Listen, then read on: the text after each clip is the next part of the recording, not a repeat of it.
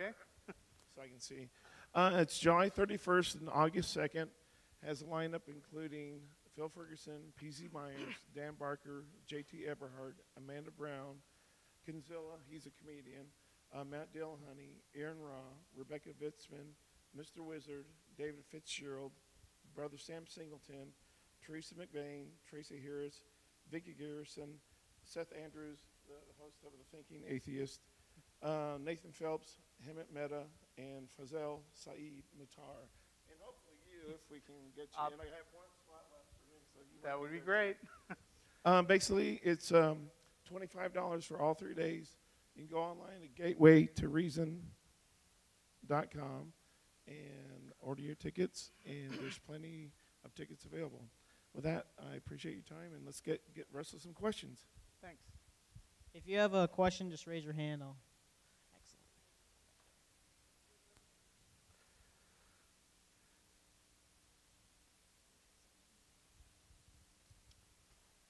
I know that you, well, I don't know. Let me begin by practicing what you've been preaching. Let me be skeptical about my own assumption. I am thinking that you have given the impression that logical people are without faith and faithful people are without logic. Did you intend to give that impression, or was it just mistaken? I don't necessarily think that it's impossible to be logical and have faith. In fact, I know a lot of very smart Christians, and I know a lot of very stupid atheists.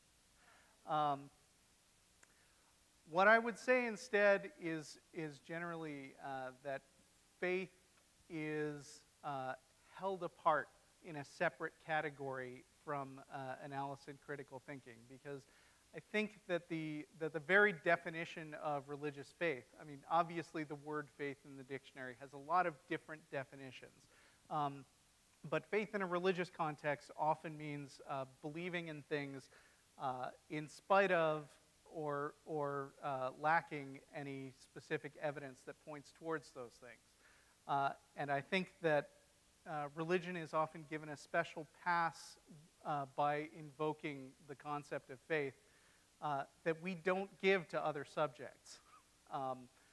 You know, even in history classes, where history is not a hard science, but if you ask any person what is the origin, like what were the root causes of World War I, those are beaten within an inch of their lives. Anyone who proposes a hypothesis will be criticized mercilessly, and lots of competing hypotheses exist. Whereas when religions challenge one another, what they tend to do is splinter off into two separate groups and then just go their separate ways, thinking what they already thought. There are, I believe, something like 30,000 individual branches of Christianity in the world for just that reason. A lot of them believe similar things. So while I don't think that it's, I don't have any intention of insulting the intelligence of people of faith, what I do think is that they compartmentalize their beliefs away from the light of argumentation in a way that I think doesn't advance the state of knowledge from what it was any number of thousands of years ago. Go ahead.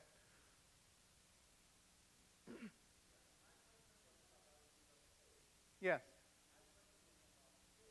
Okay. What do you mean by faith?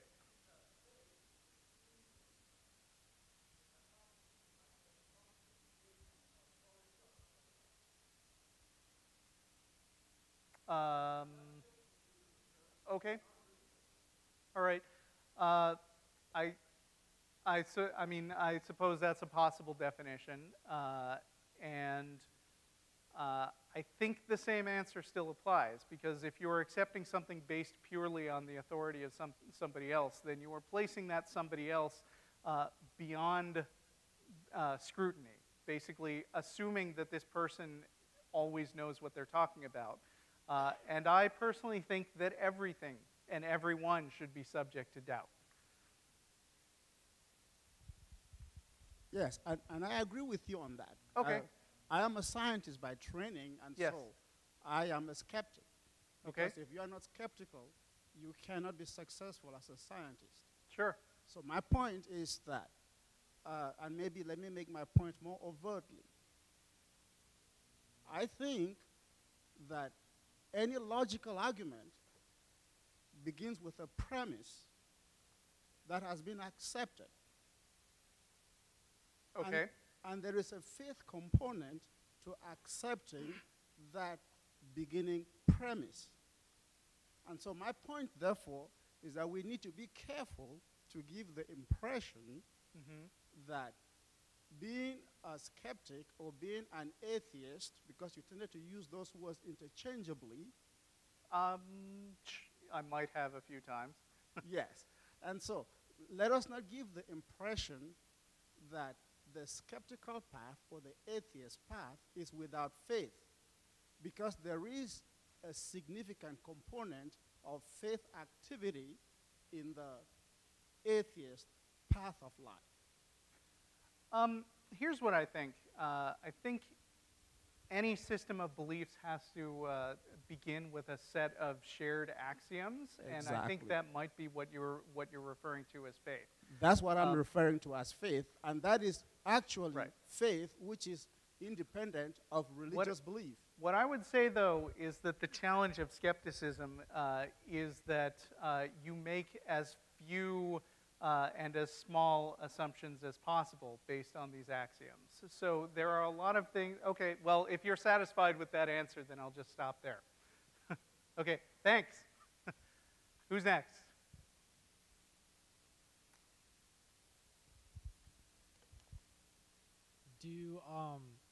Were you always an atheist, or did you have like an experience that changed you? Actually, I'm unusual.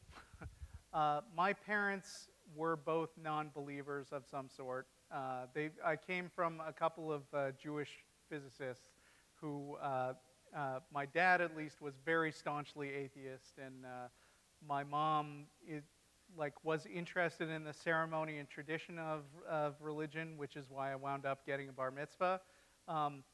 But she never required me to take it very seriously, and my mom watches my show and loves it. So, like I said, I'm unusual in actually coming from an atheist background. I think you'll find that most of the atheists that I know, and most of the ones you might come in contact with, come from religious families simply because most people are religious.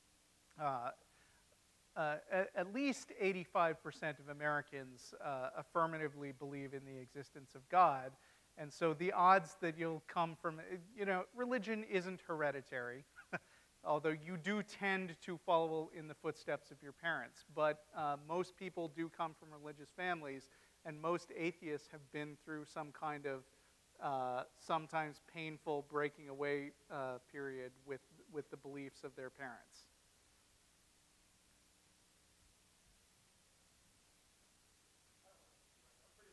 Okay.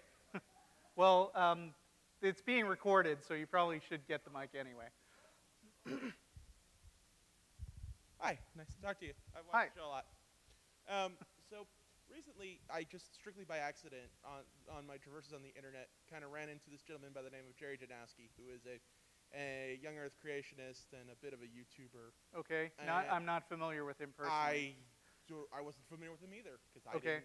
I just ran There into are him. a lot of different. I mean, there are alien lizard people on the internet, so I can't keep up with them all. Strictly by accident, I kind of ran into him, and we had a nasty, slightly internet debate about transitional fossils and whatnot. And finally, after several rounds, he just decided to go away. Okay. And I was wondering, just as somebody who stumbled into debunking a young Earth creationist, is there a way to talk to somebody who has that level of fervent belief in a very compassionate way, in a way that actually connects to them, or so that they don't just kind of run into their hole? Because, I mean, it was, Yeah. you kind of expect certain things. And there was a lot of creation research ministries. Yeah. Yeah. A a lot of the email that we get on the Atheist Experience is specifically asking about how we can change the mind of individual people. You know, we get kids coming from a religious background, like I said, who disagree with their parents and are like, what can I say to my father to get him to see reason? Or you know, husbands who have deconverted and their wives are still believers and vice versa. And, you know, how can I change this particular person's mind? And my answer is always the same. You can't. Learn to live with it. You're going to doom yourself to disappointment if your personal sense of self-worth is hinging on people who, you know, taking people who hold very strong beliefs and changing their minds. Occasionally at the Atheist Experience, we actually get emails that do say, like, I've been watching your show, I started out as a believer, and I changed my mind now, thank you. That's very, very rare, though. Most people do not make a major religious change over the course of their lives, and if it's some stranger on the internet, one of my favorite XKCD cartoons addresses that. This person says, you know, honey, are you coming to bed? And he says, I can't, someone is wrong on the internet. What I would propose instead is that the reason you would argue with a young earth creationist is that you are learning things about young earth creationism. And by being out there and being public and understanding their arguments so well that you could make them yourself if you had to, and by being willing to jump into any debate where you have people arguing for ridiculous things, you're basically setting an example for the people on the sidelines who might be persuaded by the things you're saying. You might prove that the creationist holds a totally indefensible position, but they'll continue to defend it anyway. But you might have a lurker who looks at that and says, wow, that person is incredibly unreasonable. I'm not feeling so good about young earth creationism anymore.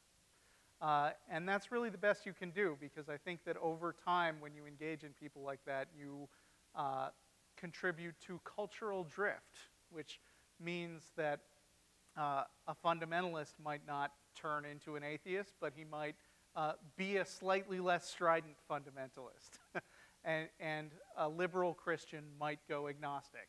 And an atheist who is a timid, quiet atheist might say, hey, this guy is really showing me that my positions are worth defending. I'm going to be a much more confident and outspoken atheist. And I think that's the best you can hope for when you argue with people.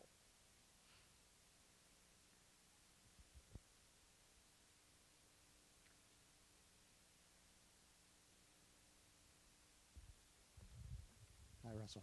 So in the recent election, there was a Twitter hashtag going around for I'm going to be really careful if you're going to ask me about politics.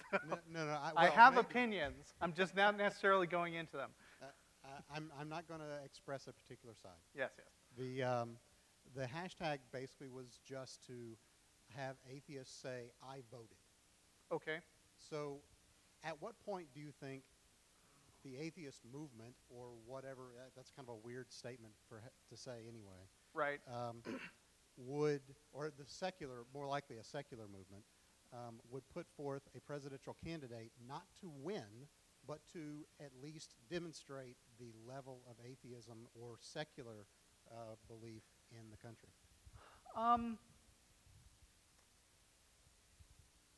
I'm a gamer. I believe in playing to win.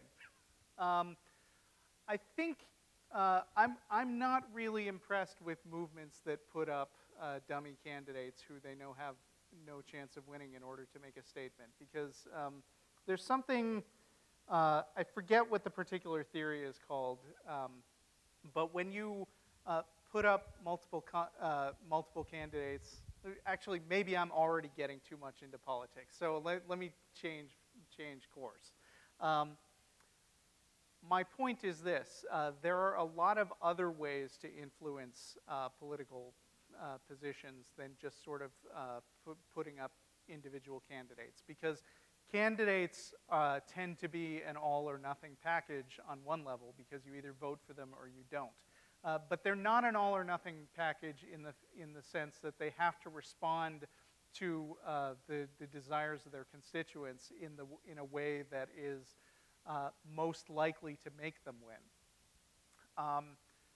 So, for instance, one particular political party whose name I shall not mention tends to put in their platform that we're really, really serious about religion and returning to religious values and imposing, Christianity on this great nation of ours and making sure that it stays Christian. And the other party I would really like to see say, we're firmly in favor of separation of church and state, and we uphold the freedom of our citizens to practice whatever faith they want or no faith at all. And sometimes this other party does this, but a lot more they make apologetic speeches about how, hey, we of this other party we believe in God too. And that leaves atheists kind of potentially without a party. But what you can do is like make your voice heard, call your senator and let them know, because I've heard that a phone call to a political office is worth multiple votes when it comes to changing one person's individual position. And basically, atheists should make themselves more of a pain in the ass when it comes to standing up for what they believe in and demanding that their candidates stick up for things like separation of church and state and civil rights for all people not to be denied on the basis of some archaic beliefs. Does that answer your question? Okay.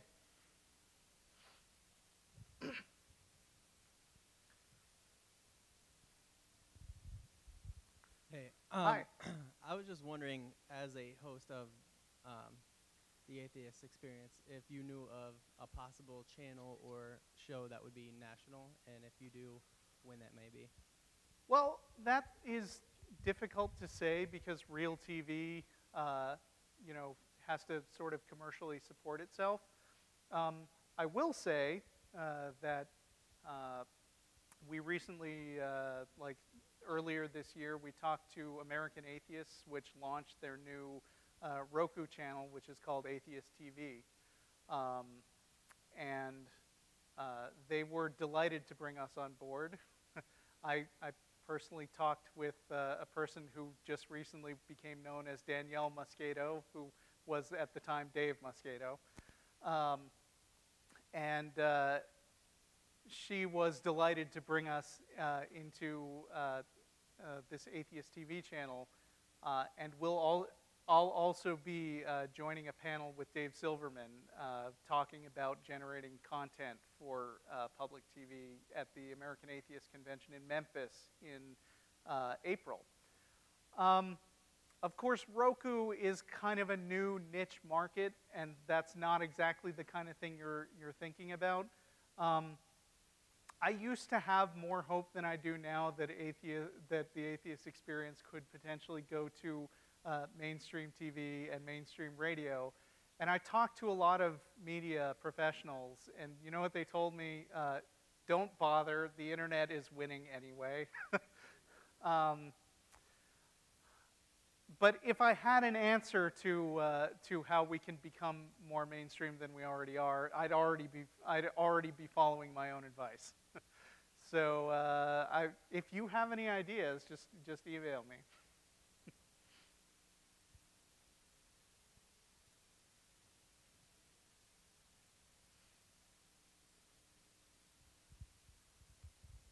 Hey, I just wanted to ask what your position was on like raising children with skepticism, with the Easter Bunny and Santa Claus. I know we kind of already talked about it earlier today, but like just for everyone else to hear. Okay. So I have this story I like to tell about my son, who is now 12 and kind of a loudmouth on Google+, believe it or not. he, as soon as he was old enough to sort of communicate, I started introducing him to the idea that there are some things that are real and some things that are pretend. So he watched a lot of Teletubbies back then, which he is now incredibly embarrassed about. So I hope he doesn't watch this video. But there were a lot of sources of entertainment that I've introduced my son to because I'm a geek and that's what we do. And I would ask him, like, hey, this thing that you watch, is it real or pretend? What is the President of the United States? What are trees? What is the Easter Bunny, for instance? And we would discuss his answers, because I never want to kind of indoctrinate him, but I do want to influence him so that he will understand the wisdom of what I have to say. My wife at the time and I argued a bit about whether Santa Claus was necessary to make a kid happy, and it was a close vote. I think that it doesn't matter that much either way, but we ultimately decided that it didn't matter if he believed in Santa Claus, and it wasn't worth lying to him. And that is absolutely no criticism to you parents who decided that Santa Claus is fun and maybe even a good critical thinking exercise when they get old enough to figure out that Santa Claus isn't real. But we would go to malls, and around Christmas time I would say, hey, look, there's a guy in a suit dressed as a character. And that never really fazed him at all. He knew the characters in Charlotte's Web weren't real, and he knew that Santa Claus was just a guy in a suit. And I've asked him a few times since he got older if he felt like I robbed his childhood of magic and mystery, and he said, no way, I love knowing more than other kids. So that's my personal take.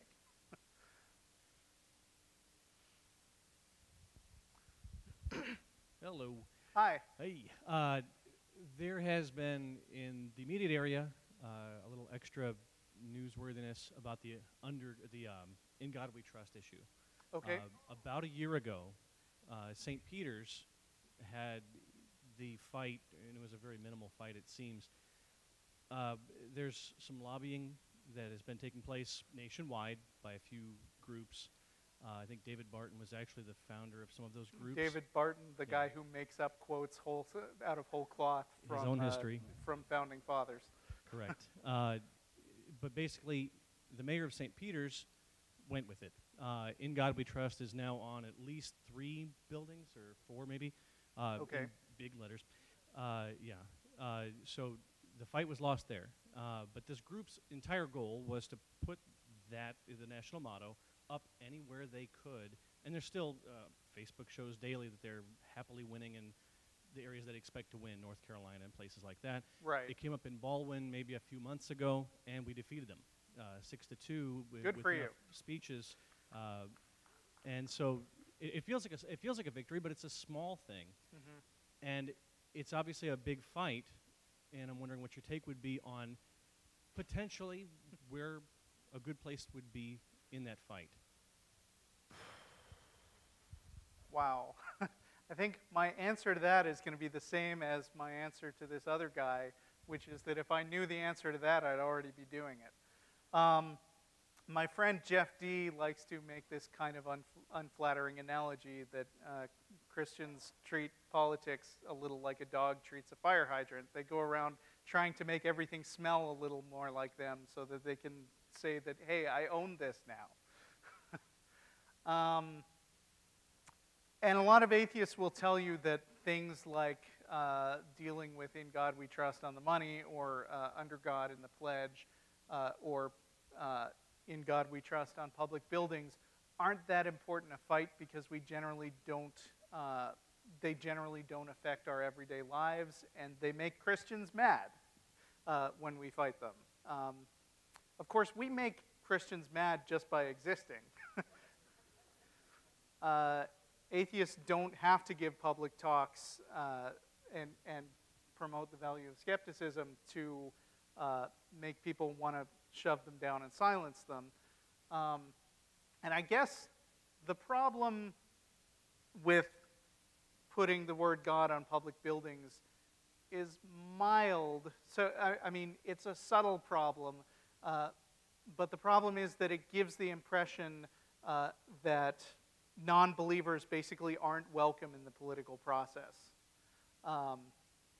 And it legitimizes laws in states, for instance, that say nobody can run for public office who doesn't take this motto seriously.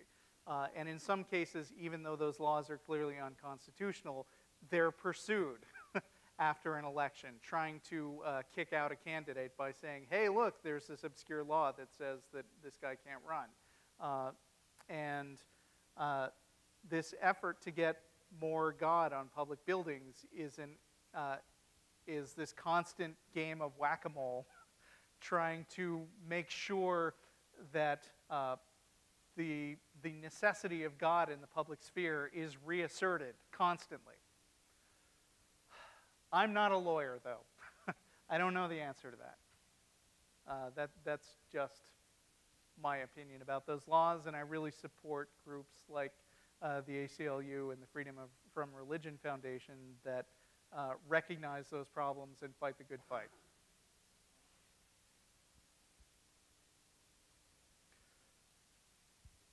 Oh, I was really waiting to hear from him. Well, no. Yeah. How are you doing? I'm doing good. Okay, I guess the thing is, I thoroughly understand what you're saying. I really don't see how In God We Trust is directly impacting y'all. And I say y'all in the atheist world. Right, right. And I'm not trying to classify you, but, you know, I walk around every day and I listen to people express their opinions. You can turn on the news in St. Louis and you can hear a lot of different and I am opinions. one more talking head right now. And, you know, so I just kind of listen to what everyone's got to say and then I kind of form my own opinion. But there are still a lot of things out there that can't be explained. Okay. And I guess the one thing I want to talk about is, and I'll use my daughter. My daughter, 7 years ago, was in the hospital. She had E. coli. Doctor came in and told the wife and I, hey, you know, get your affairs in order. She won't make it through the night. Every test known to man, every medical reason you can think of scientifically showed she was going to die. Okay. But yet the next morning, when the doctors came in and they ran the tests, everything had flipped, and they could not medically, scientifically, nor any way explain to me what happened. So the only thing that they said is that the man upstairs must have been looking out for your daughter. Right. I believe that thoroughly. Okay. I believe faith is something that you can have faith in something and you can believe in something. And I don't think faith is something that we have to push on everybody. But if you want to believe in it, great. If you want to, you know, I listen to some of your stuff and I'm thinking, yeah, I can kind of understand what he's saying, you know, skepticism about this, skepticism about that. But Al Gore invented the internet and everything you believe on the internet. Actually, that is another claim that you should be skeptical about because Al Gore didn't say that. But you understand what I'm saying? I mean, it's just, I don't see how In God We Trust is going to affect you. I don't see how a candidate, I mean, this country was founded on religion, if I'm correct. Am I not? You're not correct. I'm not. Okay. Well, I guess I better quit talking then. Okay. Let me just say something about medical miracles because that actually does come up every once in a while. First of all, I don't know your personal situation. I am skeptical that the doctor said there's a 100% certainty that your daughter was going to die. I mean, or I'm not skeptical that they said that. I'm skeptical that they could justify that degree of certainty because all science is probabilistic. A lot of times, people will say it's certain that this will happen when in fact they say what they actually mean is that there's a 99% chance of something. Because diseases all have a certain survival rate. You know, there are people who have beaten cancer, and if the survival rate is, let's say, 5%, the 5% of people who survive, and statistically there are going to be some of them, are going to say God must have personally intervened in them, which is a little insulting sometimes to the other 95% who didn't make it through the disease. And there are cases in the flip side where somebody who was apparently perfectly healthy will suddenly drop dead for no apparent reason. That also happens, and nobody rushes to credit God for that because that doesn't fit in the framework of somebody who does special favors for individuals. I'm happy for you that your daughter died. Didn't die. Woo! I'm really bad at this. I'm happy for you that your daughter survived. I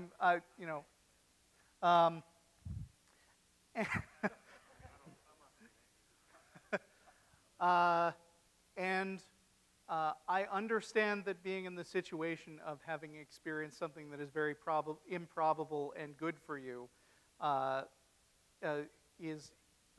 makes it feel good to bolster your faith and feel like some supernatural entity had a specific interest in your outcome. I just don't believe it. But thanks for your contribution. Okay. First off, I'd like to thank you for coming in to speak today. Thank you. I am so happy at everybody who came here, really, and thank you all for inviting me. I'm sure the feeling's mutual. And just before I move on to my main statement, I'd like to ask a question just for my curiosity. Do you ever have other parents come up to you and be like, "Oh, your kid is telling my kid that Santa Claus isn't real, or that his God is, you know"? We did have a problem where Ben's best friend started getting in arguments with him. They were probably like 4 or 5, and and Ben already, had this idea. I mean, I had to tell Ben that parents play this little game with their kids, and congratulations, now you're in on it. So you have to play along and get this special knowledge that everybody else doesn't have, and he got it. So I am not aware that he's ever personally ruined Santa Claus for anybody, because luckily his best friend didn't believe him. That's good. Now to move on to my main statement, I'd like to note that I'm deeply spiritual, but I'm not actually religious. Okay, what does that mean? I feel connected to my surroundings, as in the earth around me, we all come from the same origins, etc. Well, I feel the same way, but I just don't call it spiritual. Well, I guess, Okay. Anyway, I'm not religious, that's what I wanted to say. Right, gotcha. Okay, so, now in my opinion, to push things aside due to a lack of evidence isn't necessarily logical in my opinion, because there's plenty of mystery in this universe still. There are many things that we don't know and we necessarily cannot prove. There's different things in the world, such as dark matter and antimatter and, neutrinos. We scientifically thought that these things were real without having evidence of them, and then, we start gathering. That would not be a correct statement. You don't think so? I don't think so. No, I mean, when scientists conclude that there are such things as dark matter, for instance, it wouldn't be accurate to say that that they have no evidence. What it would be is that they observe a specific effect of something, and then they come up with a hypothesis of something that could explain it. It's not as solid as a fully tested theory in the correct sense of the word theory, where a theory is an experimentally confirmed model of the way the universe works. But like I said, all science is tentative, and so when scientists propose something like dark matter to fill in the gaps, they have to propose a specific mechanism. They have to predict the way it works. They have to make it a little better than a wild guess. So I just wanted to interrupt you there, but go on with your statement. Have you ever had anything happen to you that you couldn't explain at first? Yes. Yeah? Such as, what was it like? I mean, I can't, I'm not going to do a good job coming up with something off the top of my head. But I would also say that in general, one of the most honest statements that anybody can ever make is, I don't know. When you say that, when you run across something that you actually don't know or can't explain, the correct position to take on that is to take a position of skepticism, which is not necessarily believing that definitely taking a position one way or another, but saying I can't say anything about this event until I accumulate more information. Because if you do otherwise, if you make up explanations, then you wind up with something like Ra, where you get a perfectly plausible explanation of this God riding across the sky in his barge, which is satisfying to you and totally wrong. And so what I would say is that in the face of unknowns, and obviously there's an unlimited number of unknowns, it's what makes science so exciting. Until you actually come up with a reasonable working hypothesis and eventually a theory, you just keep it in the I don't know category. Okay, I understand. Okay.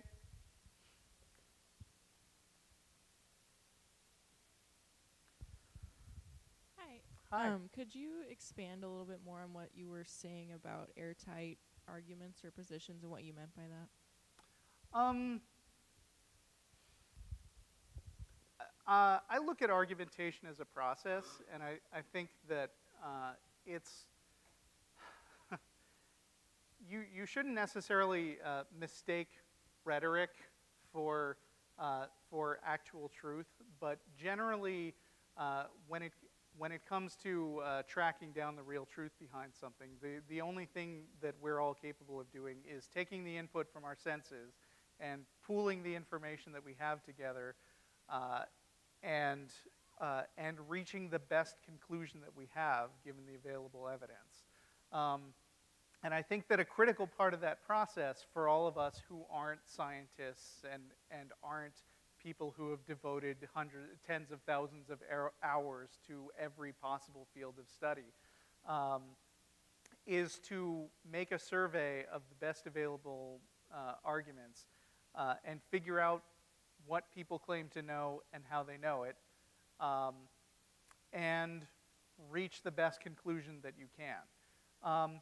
So I'm an advocate of arguing, obviously, because I do this show a couple of times a month, and our deepest desire is that every single week some Christians will call in and challenge us. And a lot of people say that we're mean on the show and that we're just looking to pick on people, and I don't see it that way at all. I think that the years that I've spent on the show confronting arguments from people that I don't agree with have forced me to look more deeply into a lot of questions that people have asked me. And so, for instance, I was really bad at biology in high school. Dealing with creationists forced me to go out and read literature from credible scientists about how evolution works. And now I feel like I know more about evolution than 95% of laymen out there. And I'm not saying this to brag. I'm just saying that when you argue a position in the right way, instead of just, like he said, there are a lot of talking heads on TV who are just going to go out there and blurt out any opinion they have and never seem to really learn anything. And I think proper argumentation requires you to look up primary sources and figure out why scientists believe in evolution and where the idea of dark matter came from in the first place. And I think the same thing applies to politics. You listen to arguments on both sides and you understand what the base arguments are that they're making. Because every time you respond to something successfully, your position becomes a little stronger. And every time you fail to respond to something successfully, you either go and research what information you're lacking, which makes you smarter and makes you better at it next time, or, like I said, occasionally even change your mind from a false position to a true one. So that's why I'm a fan of arguing.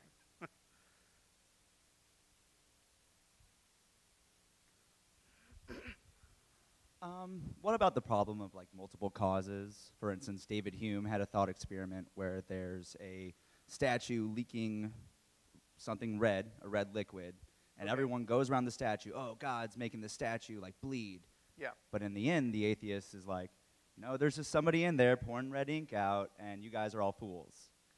Hume would say, yeah, sure, like that's a direct cause, but you cannot disprove that God is using this man as a method, as a tool for those believers around him. I agree with Hume. You can't rule out God.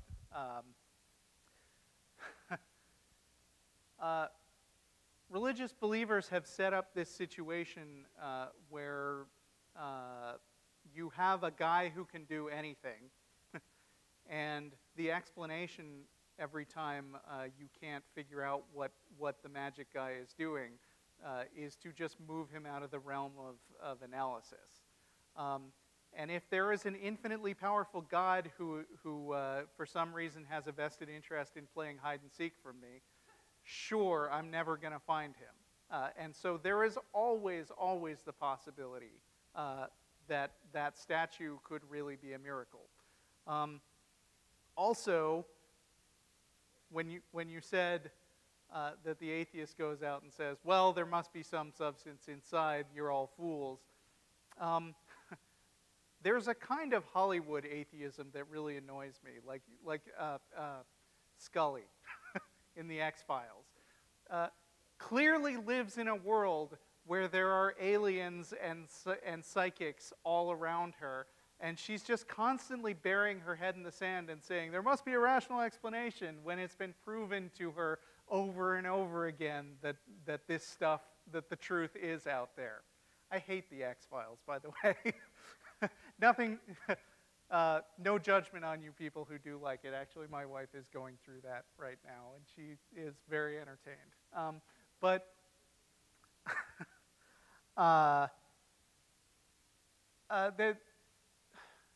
it's not right to assume that you, I mean, it's not any more of a good skeptical thing to do to make up a reasonable scientific explanation and say that must be what's happening, because you have to take that other step of the scientific method, which is that then you test it. And if it turns out that there is a world where, that this is a world where supernatural stuff is happening all the time, I'd like to think that skeptics are going to be the ones who prove it, not the ones who hide from it.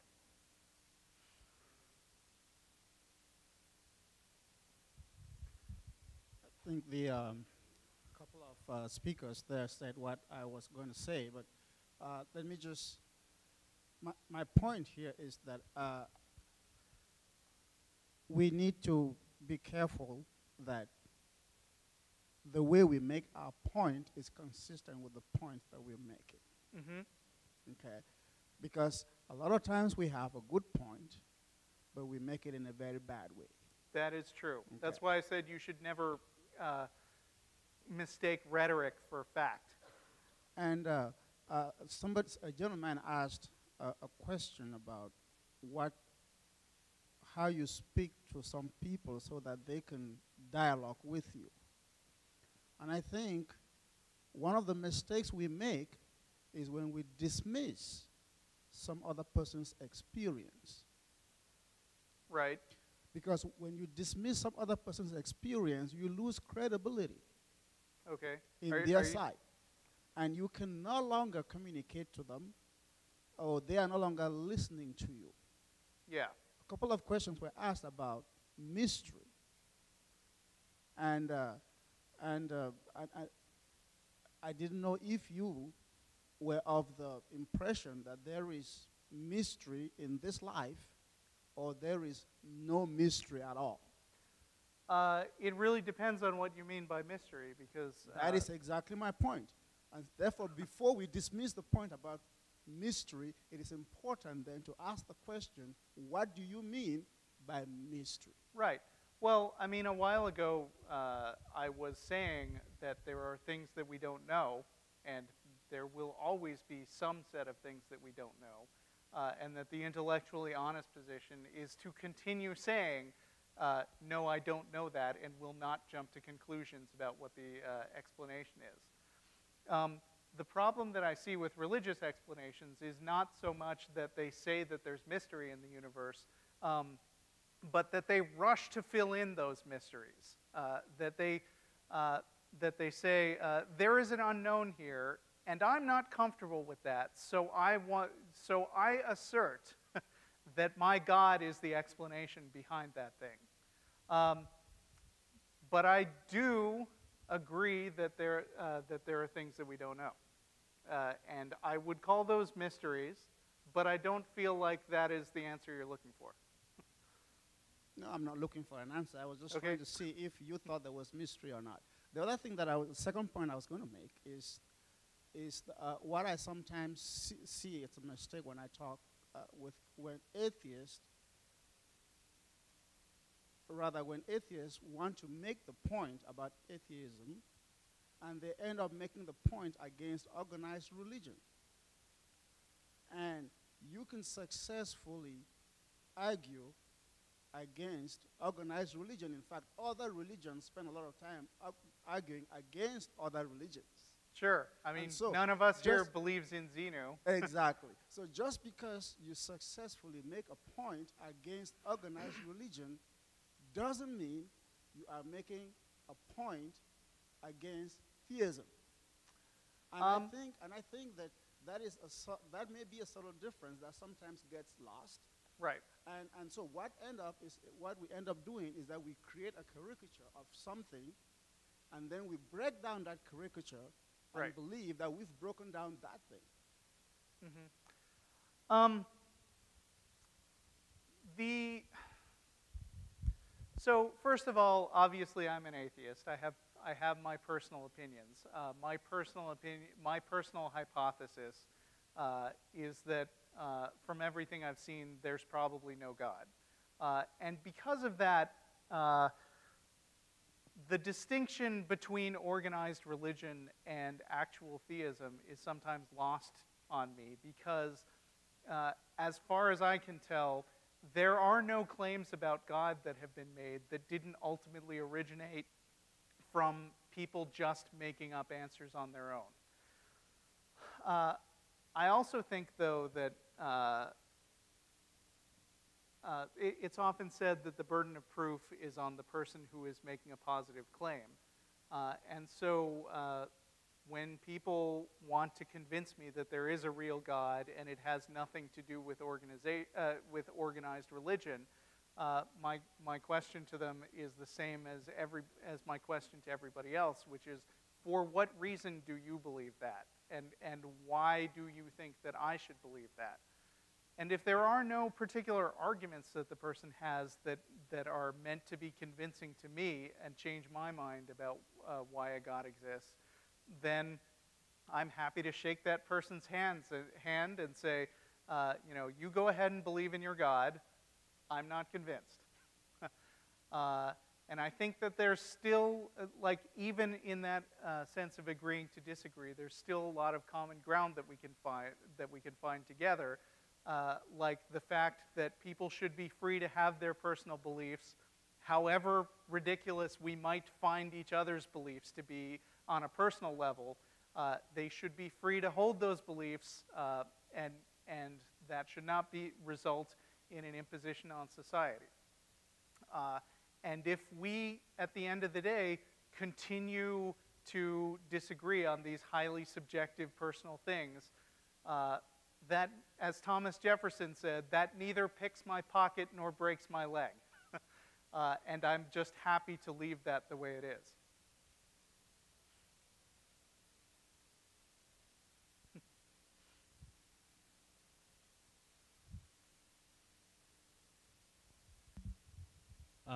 I guess I have a question that it kind of stems from what the gentleman back there had said a moment ago about the statue and the caricature of atheism, of immediately running to really vocal skepticism about, oh, it couldn't possibly be a God. Yeah.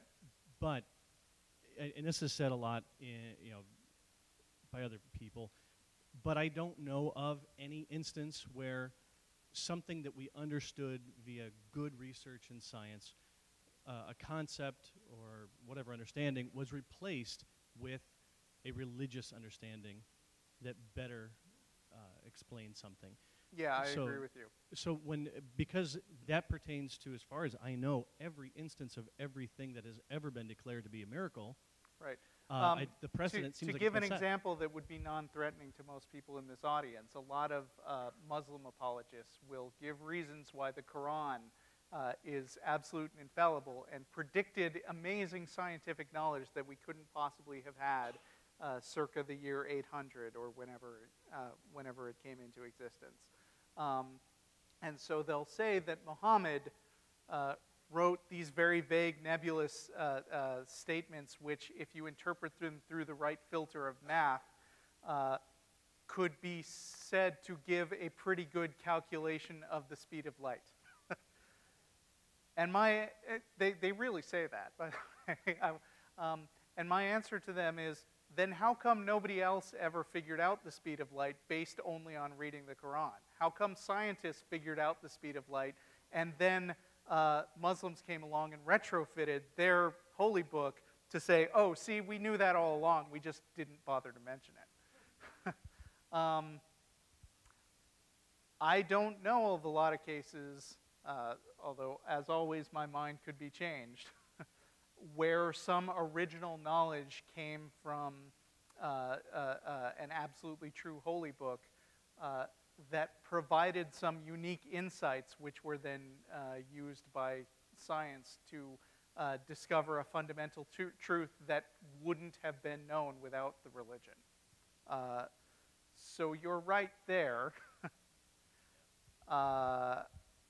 Let's see, and the question about the bleeding statue, a lot of times, in looking for evidence, you have to take into account the fact that there is a known framework of scientific behavior that exists. And if something is known to, let's say that somebody claims to have invented a perpetual motion machine, which they do all the time. The patent office is full of people who try to patent their perpetual motion machine, and usually it means they don't understand how magnets work. But when trying to determine the effectiveness of a perpetual motion machine, the things that we already know about science provide us with a whole lot of extra base knowledge, which gives us a good framework to be skeptical about that. And when this bleeding statue comes along, and the answer is, and the supposed answer is, it's a miracle, the usual thing that a skeptic would say is, we have no known instances of this happening by miraculous means. We have no mechanism by which a miracle would cause this to happen. So we're going to go ahead and say, I don't know for now, and continue looking for an explanation. And if it turns out to be miracles, so be it. Maybe we'll get an insight into how those miracles work. Is it okay if I ask a second question that's kind of unrelated? Okay. Is there enough time, or are there hands? Is there anybody else looking for the microphone? I just like holding the microphone. We don't have to hold this room down until 8:30. We could just run to Applebee's anytime. I'll make it real quick and simple then. Doxastic voluntarism, which is the term that means being able to choose what you believe by just asserting that I'm going to believe something. Do you believe that is possible, or is that just internally illogical? I think the human capacity to fool themselves is unlimited. But I mean, if people have listened to what I've said here today, what I think is that you shouldn't do that. You should make an effort to build a foundation for your beliefs on solid analysis. But I do definitely think that you can do that. Oh, that you can choose what to believe? Yeah, I mean, there are all kinds of known instances where, to the extent that free will exists, which is a giant can of worms that has been opened way too many times on the nonprofits. And it puts me to sleep, to be honest, because I have no free will to continue listening to those conversations. But there have been a lot of instances where, for instance, somebody, like I've heard about psychologists who were investigating their patients' delusions that there were aliens or something, and then the psychologist, instead of breaking it down, managed to convince themselves that the patients were actually right, and then the psychologist took on that same belief in aliens. I wouldn't say that that's necessarily exactly what you're talking about, but people can make a decision to act like they really, really believe something, and they can eventually fool themselves into believing that. In fact, I would say that's actually what Pascal's wager is based on. Because Pascal's wager doesn't try to convince you that God really exists. It just says, well, you're in trouble if you don't believe in God and you're wrong, so you better act like you believe, and then maybe your belief that is self-imposed will be good enough for you to get into heaven. So yeah, I think you can, sort of. Hello. Like you, I didn't grow up in a particularly religious household. My dad has always been an agnostic, and my mom recently decided that she was a deist. So okay. I was never Have you read the Bible and been to church? Because you need to have that hedge against your certainty and stuff that you're already inclined to believe. Well, that's what my question is about. Oh, good. I have a Christian friend that I talk to a lot and debate stuff with just because it's fun, and I'm an argumentative person.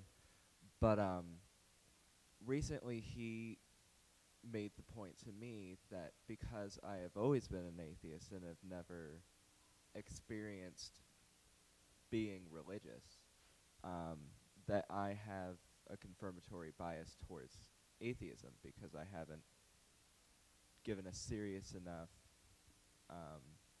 look at the alternatives. Right.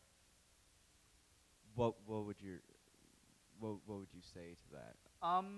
Well, like I said earlier in the talk, you can be aware of confirmation bias and you can minimize confirmation bias, but you can't ever be sure that you don't still have some lingering. So I think, first of all, bravo to you for listening to your friend and being concerned that he might be right and taking his argument seriously.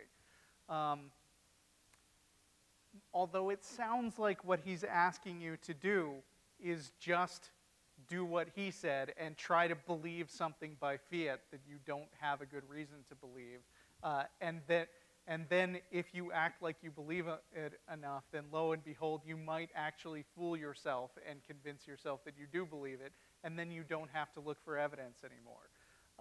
Which was my response, that right. You can't force yourself to believe something that you don't believe. Belief is just something that happens. Yeah, I think if what your friend is saying is that you should just go ahead and start believing this thing so you can experience the other side, that's not how skepticism works.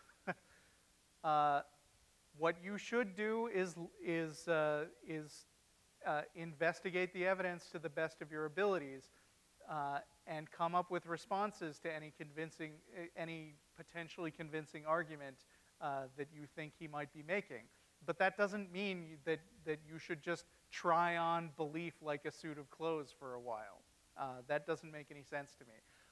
Or you could offer your friend a reciprocal arrangement where you agree to try really hard to be a Christian for a while, and he try really hard to be an atheist, so that he can see what it looks like from your point of view. I know a guy online who's running what he calls an experiment on himself called A Year Without God. His name is Ryan something. What? Yeah. And I don't know, his year is almost up. And he's made some pretty convincing cases for atheism in this year. So I believe that this guy is living what I've been talking about today. And I'm really curious to see if he's going to wind up going back to being a Christian. Although my own personal opinions won't be shaken if he decides to go back. But yeah, if he really demands that that you just start claiming to believe in his beliefs so that you can try out the other side, then he should be willing to make it a give and take. So I wonder what would happen if you made that offer to him. Well, I actually did do Did just ya? that, but I don't know a single Christian that wasn't a terrible non-believer in their past, and now they've seen the error of their ways. Ah, I see. Thank you.